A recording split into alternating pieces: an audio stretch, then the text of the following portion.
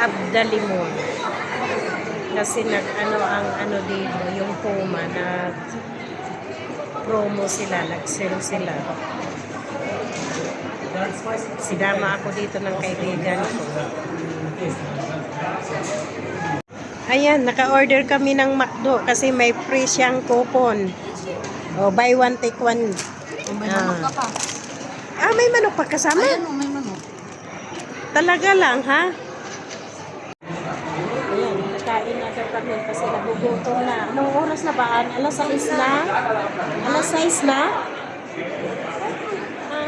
Oh. Alas 6 na, no? May tawag nito. Nakalibre ng coupon. E di nakakain ng McDo. Kung walang coupon, walang McDo. Coupon pa more. Coupon pa more. Ayan, nag-sale. Ano yan? 5G din niya. Itong mga to?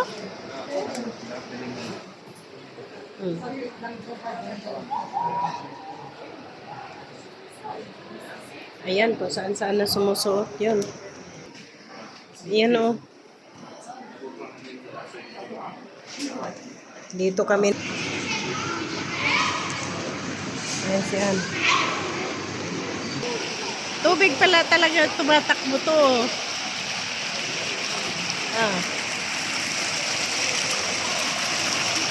Amoy lumot.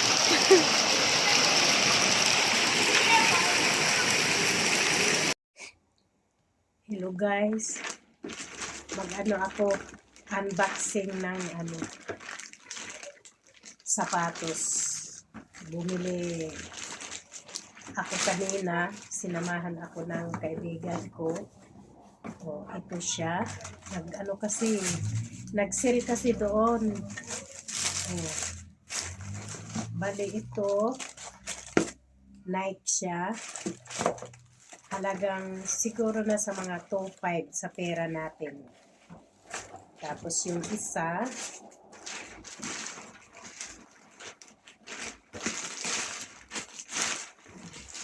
ano siya?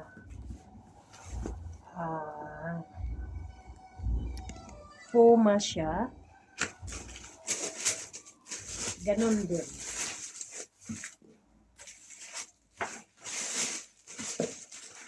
Basta ito, ano lang to siya. Nasa mga $100, $110. Itong dalawang ito. Ayan. Ito Nike at saka ito Puma. Sa wakas, nakabili din ng bagong sapatos. Lagi lang okay-okay ang binili ko. Pasalamat ako sa kaibigan ko. Pinagamit niya sa akin yung niya. Visa card niya.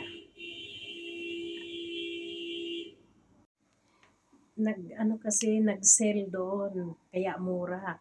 Pero pag hindi sale ito, napakamahal nito. Sila, 40% off.